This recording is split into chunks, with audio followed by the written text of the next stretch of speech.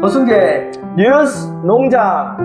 네, 2부로 돌아왔습니다. 우리 지난 시간 1부에서는 안동의 문중정치 바이러스와 백신 허순교 함께 이야기를 좀 나눠봤는데요. 이 백신이 얼마나 작동을 할지는 여기 듣고 계시는 분들께서 잘 지켜봐 주십시오. 백신을 투입했는데 오히려 바이러스 역할을 할 수도 있고, 네. 양천호 씨 문중의 일파를 형성한다든가, 이러지 않도록 계속 감시하는 역할이 필요합니다.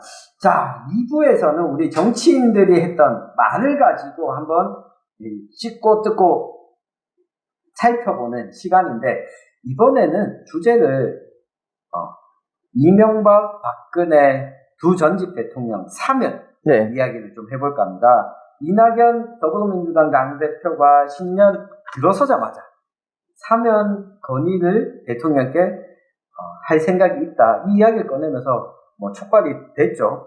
허순교 대표는 사면 이야기를 들었을 때 어떤 생각이 들었나요?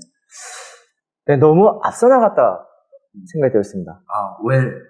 그러니까 이 대통령 사면이라는 거는요, 이 최고 통수권자의 권한이지 않겠습니까? 정말로 어떤 정치적인 어떤 화해나 통합을 네, 다시 하겠습니다. 처음부터 다시 할게요. 저도 켜놨나요? 마이크 들리나요? 네. 테스트? 한번 이야기를. 마이크 테스트. 네, 됩니다. 제가 죄송합니다. 자, 잠깐만요. 물 한 잔 먹고. 아까 시간이 좀 걸릴 거라 생각하고, 처음부터 다시 가겠죠? 네. 허순교의 뉴스 농장!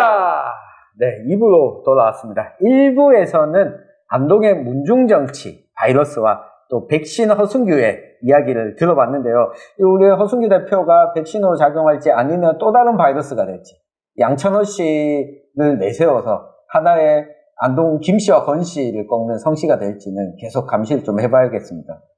네, 많은 신문을 함께 해주시길 바라겠습니다. 네. 이 2부에서는 올 초부터 이야기가 뜨겁게 나왔죠. 이 박근혜 전 대통령, 이명박 전 대통령에 대한 사면에 대한 이야기를 좀 해볼까 합니다. 이낙연 더불어민주당 대표가 10년 초 언론과의 인터뷰에서 이 두 전직 대통령에 대한 사면 건의를 대통령께 할 생각이 있다. 이야기를 꺼내면서 좀 촉발이 됐는데요. 허 대표는 어떻게 보셨나요? 네, 정치적으로 불리할 수 있는 사면론을 내건 이낙연 대표의 고뇌도 이해를 하지만 일단 너무 앞서간 것 같습니다.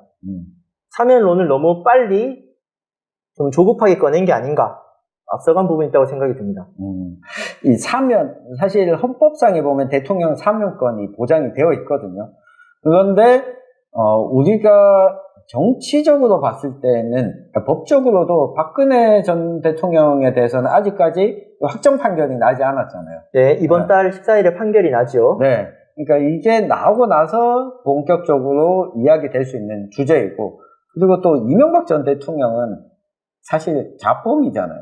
경제사범이죠. 네, 경제사범입니다. 네, 정치사범이라기보다는 대통령이 되기 전에 행했었던 이 경제적인 죄로 지금 형을 살고 있는데, 여하튼 우리 지역의 주요한 정치인들은 어떤 이야기를 했는지 좀 살펴보려고 합니다. 제일 먼저 사실 입장문을 낸 건 이 사람이었습니다. 네? 조원진 우리공화당 대표. 이 태극기 부대의 돌격대장이시고요. 네. 조원진 대표가 바로 이런 메시지를 냈거든요. 이 박근혜 대통령에 대한 사면 건의와 형 집행정지는 늦었지만 환영한다. 재밌는 거는 이명박 전 대통령은 빠져있어요. 네, 그렇습니다. 네. 오로지 박근혜. 네. 이 조원진 대표, 우리공화당 대표의 이 메시지를 보면서 저는 큰일 났다. 진짜 사면하면 어떡하지? 라고 이 조원진 대표가 많이 마음을 졸였을 것 같아요. 네, 웃는 게 웃은 게 아니야. 라는 노래가 있지 않습니까? 조원진 대표 좀 당황했을 겁니다. 본인들의 어떤 당론이기 때문에 환영 논평을 냈지만요, 당황할 수밖에 없는 게, 우리 공화당의 탄생 배경 자체가 박근혜 대통령 탄핵이고요, 구속이었습니다. 그것을 통해서 박근혜 대통령의 명예회복을 하는 본인의 정치적 입지를 굳혀왔는데, 갑자기 정부 여당발 사면이 나왔기 때문에 좀 당황스러운 부분이 있고요. 겉으로는 박근혜 대통령을 지지한다고 표방을 하지만은 실제 본인들의 정치적 입지에 있어서 과연 대통령 사면이 유리한가? 저는 속내는 원하지 않을 수도 있다고 생각합니다. 그렇죠. 특히 친박을 내세웠던 정치인들 같은 경우는 탄핵 이후에 스텝이 다 꼬여버린 측면이 있거든요.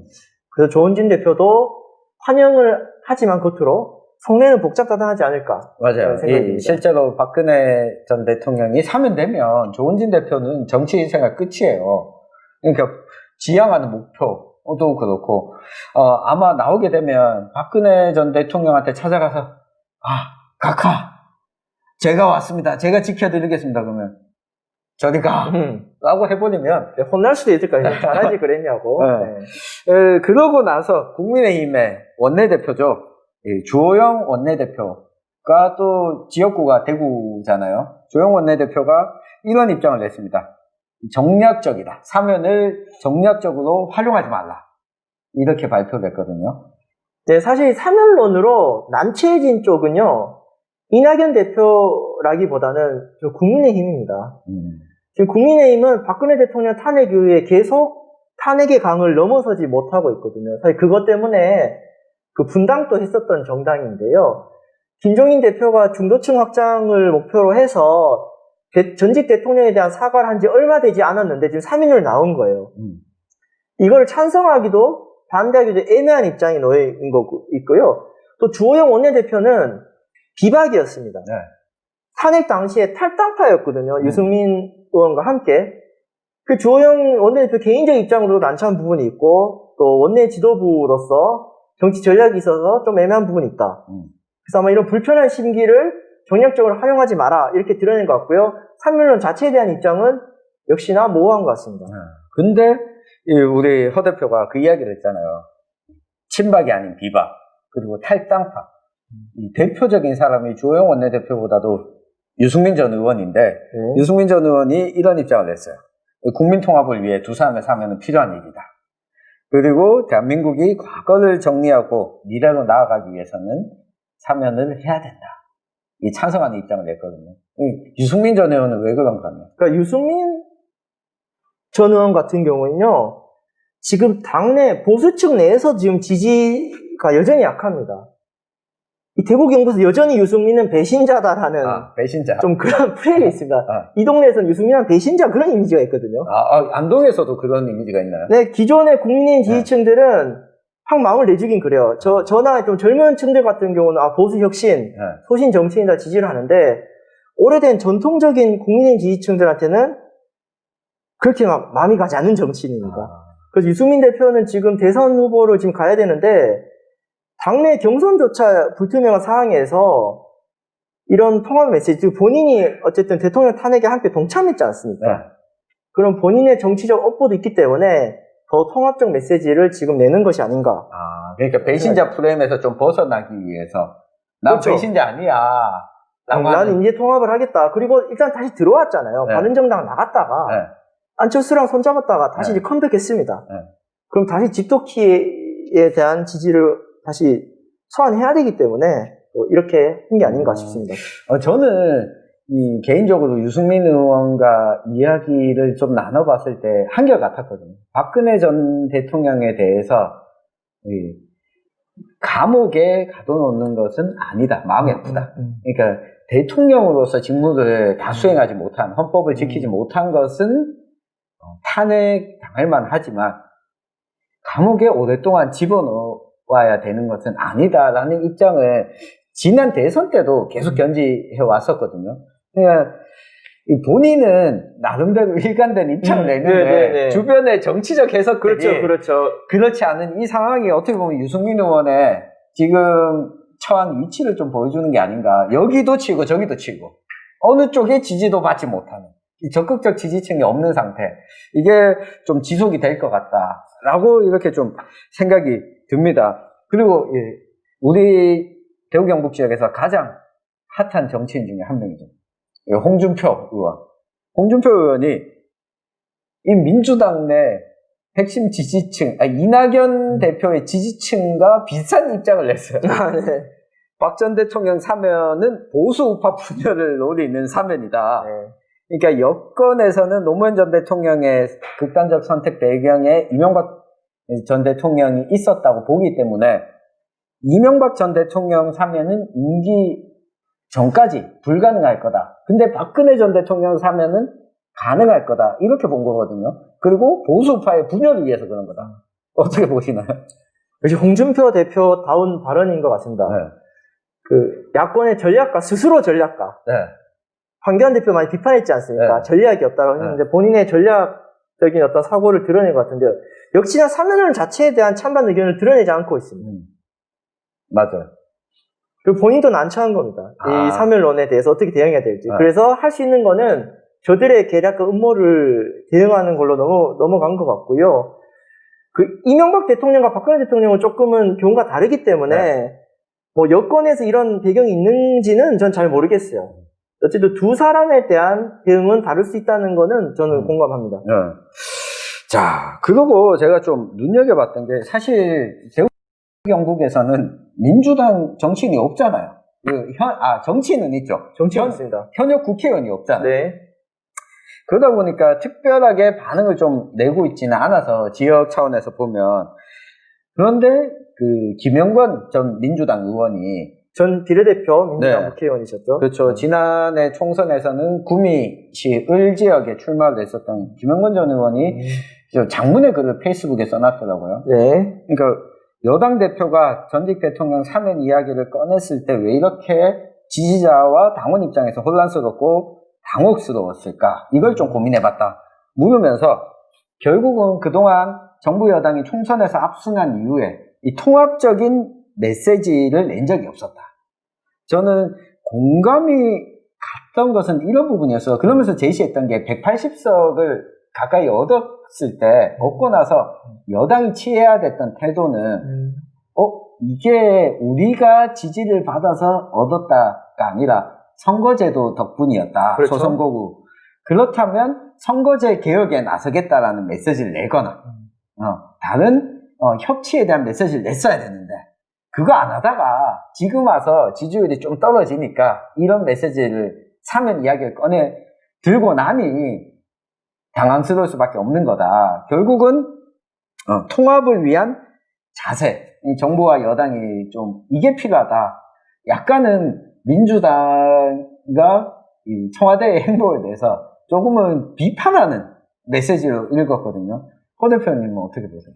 그러니까 저도 이거는 필요한 것 같습니다. 한국 정치에서 국민 통합이라는 개념이 매우 추상적으로 쓰이는 게 있고요. 맞아요. 너무 특정 인물에 대한 어떤 정치인을 뭐 사면해 준다든가 그렇게 넘어가는 경향이 있는데요. 정말로 국민 통합이 되려면은 소외되고 드러나지 않은 정치적 목소리가 반영되는 구조, 제도 개혁을 해야 됩니다. 그러니까 지난번 민주당 같은 경우 총선 때 위성 정당을 만들어서 선거제도 개혁을 무력화시키는, 그러니까 제도 개혁으로 봤을 때 통합에 퇴행하는 역할을 했거든요. 그래 놓고 지금은 법적으로도 명분도 약한 대통령 사면을 통해서 통합의 메시지를 주려고 하는, 저는 이건 좀 실체가 없는 것 같고요. 국민 통합은 제도 개혁이라든가 실질적인 변화를 통해서 본인들의 권력을 나누는 방식으로 돼야 되지, 특정한 상징을 이렇게 사면을 하는 것만으로 해결되지 않는다. 그리고 정치적 사면을 통해서 문제를 풀려고 했을 때는 그만큼 정치적 분위기라든가 역사적 맥락이 있어야 되거든요. 저는 전두환 노태우 대통령 사면에 대해서 찬성하지 않지만 소수파 정당의 정치인인 김대중 대통령의 고뇌는 이해할 수 있어요. 전라도 출신의 대통령이 영남 보수를 깨기 위해서 그 고뇌찬 결단, 물론 저는 효과는 없었다고 봅니다. 이런 역사적 맥락이 없는 정치적 사면을 통해서 국민통합을 하겠다. 이것도 좀 한국 정치의 좀 낡은 문법이 아닐까. 이렇게 제도개혁이나 선거제도 개혁으로 나아가야 된다고 생각합니다. 저는 이번에 사면 이야기를 보면서, 아니, 왜 국민통합을 이유로 사면 이야기를 꺼냈잖아요. 무슨 국민이 통합의 대상인가? 지금 시대가 어느 때인데? 라는 생각이 들었거든요. 이 국민통합, 완전 일제강점기 때를 보는 듯한 이 언어의 선택. 그러니까 이낙연 대표의 시대 정신이 좀 뒤떨어져 있다라는 느낌을 받았어요. 그러니까 국민들을 통합시켜야 된다. 하나로 뭉쳐야 된다. 그리고 이 언어에다가 더해서 통합시키는 방법이 이명박 박근혜를 풀어주면 통합이 된다라고 여기는 것처럼, 야, 시대 정신에 걸맞는 정치인이 아니구나라고 하는 걸 좀 새삼 느끼게 됐는데, 이게 그러고 나서 얼마 뒤에 여론조사를 오마이뉴스가 리얼미터에 의뢰해서 이 유권자 500명을 대상으로 여론조사를 실시했는데, 이 결과가 재밌어요. 일단 찬성한다라고 하는 응답이 47.7%, 반대 응답이 48%, 이 팽팽했거든요. 근데 가장 찬성이 높게 나온 지역이 대구 경북가 아닙니다. 부산, 울산, 경남이 찬성 66.6%. 그 다음에 2등도 대구 경북 아니에요. 대전, 세종, 충청 찬성 58.3%, 대구 경북이 56.8% 나왔어요. 이 결과는 왜 이럴까요? 네, 그 대구 경북 유권자들의 표심이 국민의힘이라든지 보수층 전체 표심을 영향을 가장 미치는 지역적 특성이 있습니다. 네. 그렇기 때문에 지역 유권자들이 오히려 신중하게 의사결정을 하는 경우가 있거든요. 예를 들어 광주나 전남의 경우 지난 총선 때 국민의당에 지지를 준 것은 결과적으로 봤을 땐 정권교체에 도움이 됐다는 분석들이 있어요. 그래서 민주당에 오히려 자극을 줘서 혁신을 강조해서 결국은 대선 승리까지 이끄는 그런 역할을 했거든요. 대구 경북 유권자들, 보수층 유권자들이 MB 박근혜 사면이 중요한 게 아니다. 오히려 제대로 된 보수가 혁신을 해서 어떤 문재인 정권에 대한 아쉬운 부분을 바꾸기 위해서는 사면이 대안이 아니다라는 어떤 고도의 정치적인 사고가 또 반영된 걸 수도 있어요. 그러니까 한 수 내어주고 더 큰 수를 얻겠다. 저는 지난 총선에 광주의 선택이 그 3당 구도를 만들어서 결국 박근혜 탄핵을 이끌어냈지 않습니까? 대구 경북 유권자들이 정말 제대로 된 보수, 제대로 된 어떤 한국 정치 변화에 대한 어떤 오랜 경륜이 또 들어가 있던 부분도 있는 것 같습니다. 그리고 이것도 있는 것 같아요. 사실 저기 포항에 가보면 이명박 전 대통령 생가가 있거든요. 기념관도 있고. 거의 오는 사람이 없어요, 지금. 오는 사람도 없고, 대구 중구에 있었던 박근혜 대통령이 태어났었던 곳, 간판은 다 뜯겨져 나갔어요. 중구청에서도 철거를 했는데, 사실 평소에 국민의힘을 지지하는 사람들도 이명박 박근혜 이야기 꺼내는 거 별로 안 좋아해요. 그렇죠. 쪽팔린다. 부끄럽다. 이제 그 이야기 하지 마라. 이런 이야기를 꺼내는 사람들도 많거든요. 그래서 이걸 보면서 저희가 좀 확인할 수 있었던 건 대구 경북의 사람들이 되게 수도권에서 보면 되게 막 비합리적이고 이상한 사람으로 보는 시선이 있는데 그렇지 않다. 다른 지역과 크게 다르지 않고 이 두 전직 대통령의 사면 문제에 대해서도 아이고 우리 근혜님, 우리 명박님 빨리 풀려나야 됩니다. 이런 사람들은 소수에 불과하다. 저는 그걸 좀 보여주는 여론조사 결과가 아닌가 이렇게 봤거든요. 네, 다른 지역도 마찬가지로 호남 충청 유권자들도요. 본인들의 지역의 이해관계를 대변하는 정당도 잘 해야 찍어줍니다. 그러니까 전국적인 구도에서 역할을 할 때 지지해줘요. 1996년에 자민련 충청권 돌풍이 있었지 않습니까? 2002, 2004년에 몰락했습니다. 그리고 민주당, 그 옛날에 그 열린우리당과 분당됐던 민주당도 2004년에 참패를 하거든요. 그러니까 우리 지역 외친다고 해서 무조건 지지해주잖아요. 국민의당이 2016년에 호남에 선빵했지만 2010년에 몰락했지 않습니까? 민생당의 선거 결과를 보면은 그 3% 득표도 못했습니다. 그 이야기 듣고 보니까 민생당은 요즘 뭐 하고 있어요?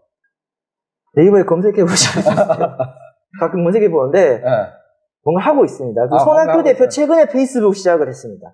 손학규 많은 사면론에 대해서 이제 대통령의 충정을 왜 이해하지 못하냐. 또 그런 얘기를 했고요. 정동영 의원님은 요즘 쉬고 계신 것 같아요. 제가 가끔 그분들 검색해 봅니다.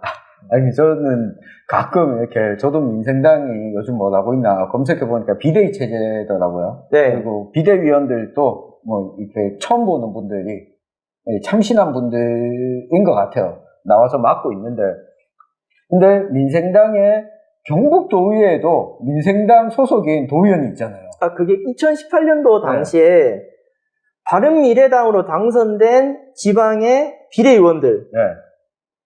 탈당 비례대표이기 때문에 탈당하지 않고 가만히 남아있어서 민생당이 됐어요. 근데 그분들은 정체성이 민생당과 안 맞는 분들도 뭐 당적을 갖고 계신 거죠.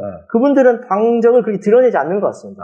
이게 탈당하면 도의원 자리가 없어지니까. 없어지는 거죠. 없어지니까 탈당할 수도 없고. 네.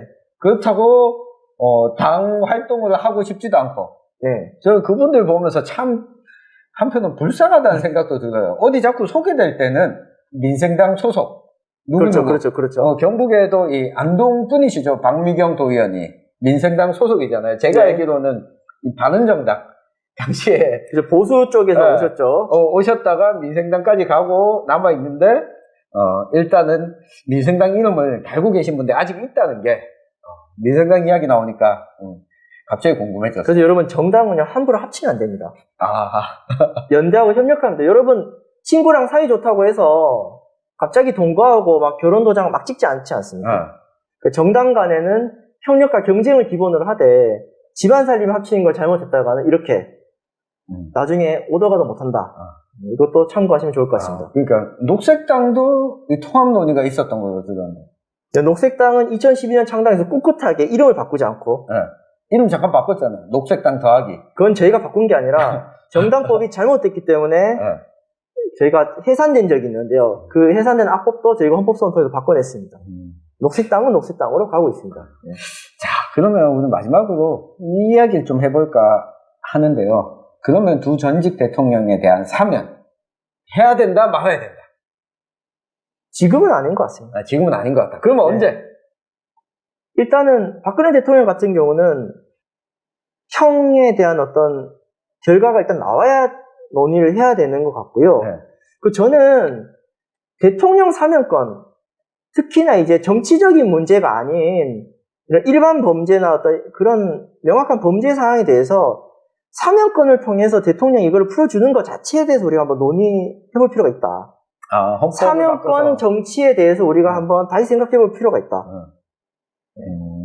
사면을 할 수 있는 대통령의 권한을 박탈하는 게 맞다. 아니, 제도를 통해서 남겨두더라도 그것을 정치적으로 행사하는 거에 대해서 우리 사회가 한번 되돌아볼 필요가 있는 것 같습니다. 정말로 어떤 역사적인 의제라든지 정말 정치적인 어떤 대통합, 사회적 여론이 있어서 그런 경우에라면 모르겠는데 대통령 개인이 어떤 정치적 판단을 통해서 좀 쉽게 이렇게 하는 부분은 있어서는 안 된다 생각이 들고요. 사면권 정치에 대해서 우리가 한번 다시 생각해봐야 되지 않을까 싶습니다. 맞아요. 이 사면 권한은 어찌 보면 이게 위임되지 않은 대통령만이 행사하는 거잖아요. 그래서 이거는 한편으로는 정근대적인 이 군주제의 산물이 아닌가 뭐 이런 생각이 가끔씩 들기도 하거든요. 우리 조선시대 때는 왕이 야, 쟤 풀어줘 라고 하면 풀어줬잖아요.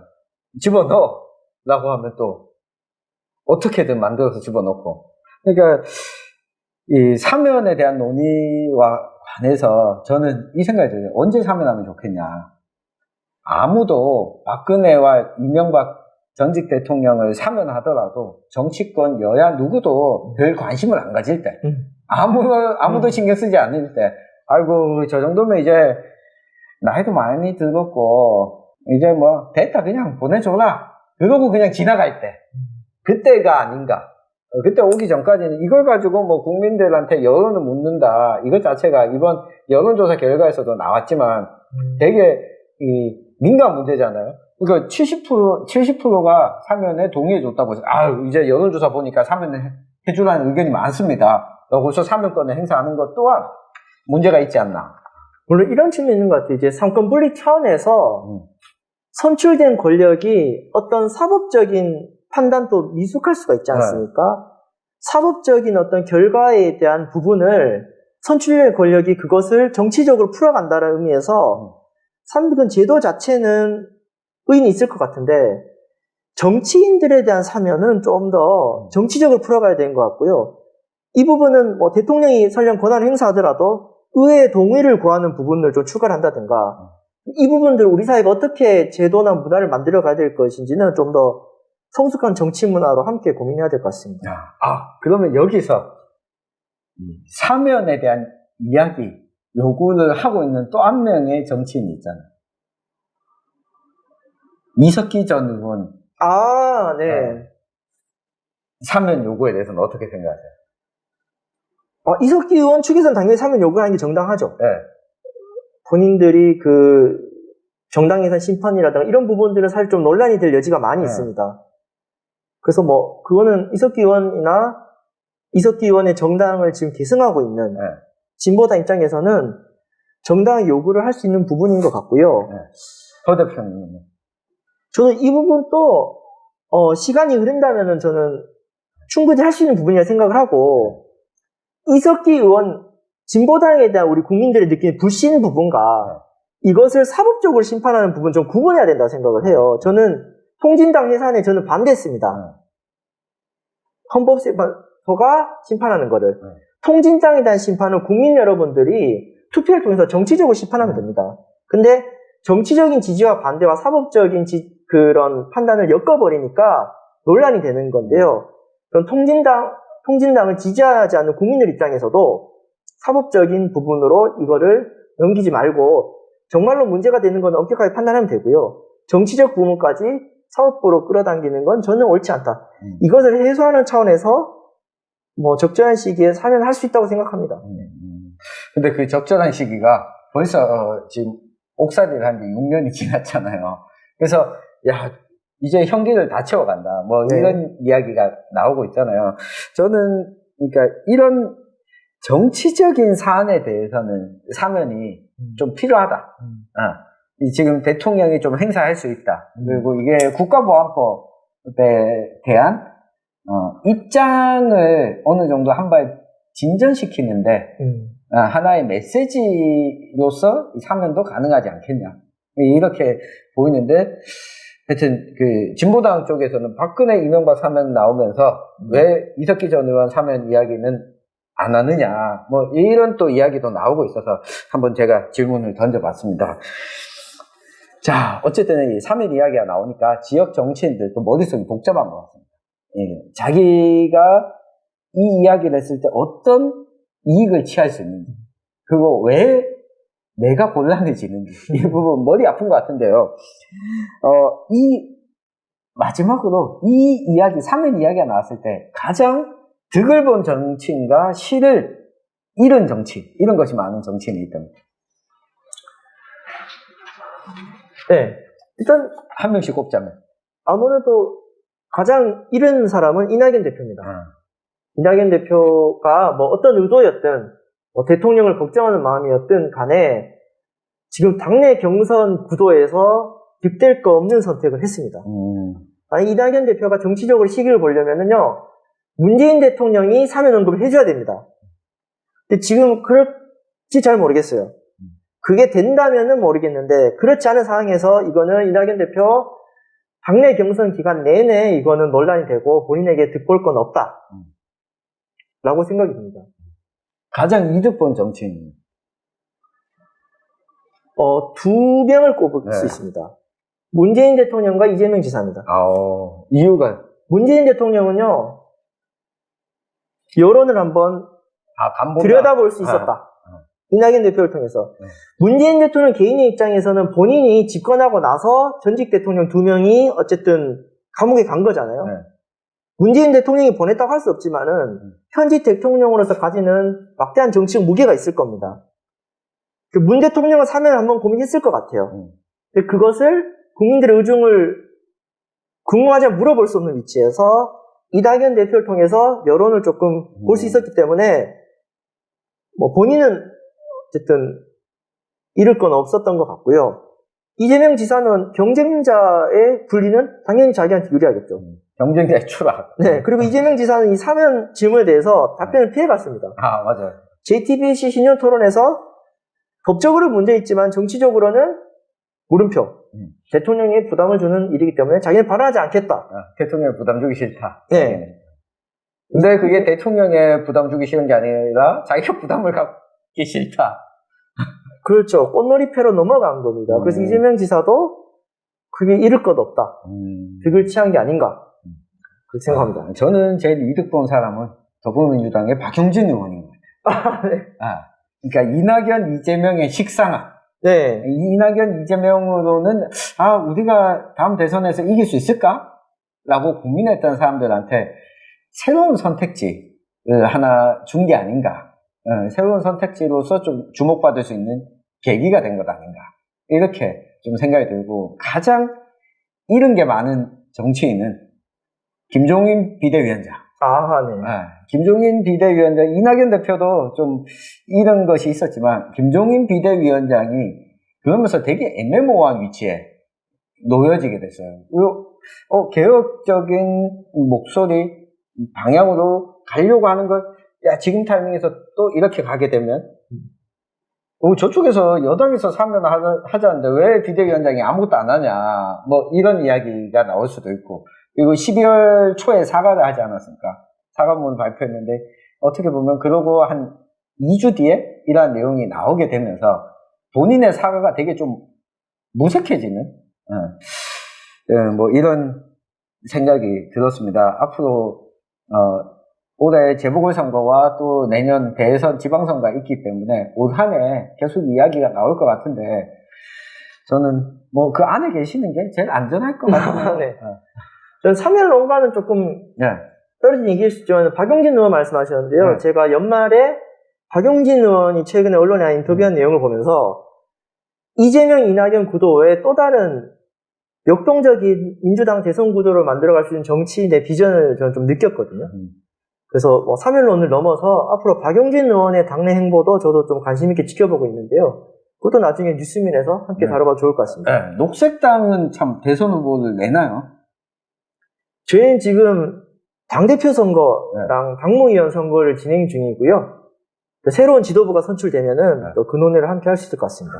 알겠습니다. 자, 그러면 오늘 뉴스 농장은 여기까지 하고요. 다음 시간에도 여러분들이 기다리고 있는 주제, 백신 허순기와 함께하는 뉴스 농장 기대해 주십시오. 네, 새해 첫 뉴스 농장 시작했습니다. 지난 1부 때 피드백 더 재미있게 해라. 올 한 해 재미 하나 보고 달려가도록 하겠습니다. 네, 많은 성원과 참여, 구독, 좋아요 해드리고, 특히 문중정치 이거는 안동의 유령 문중분들이 많이 봐주시고 저에 대한 욕설과 항의 환영하도록 하겠습니다. 악플 달아주십시오.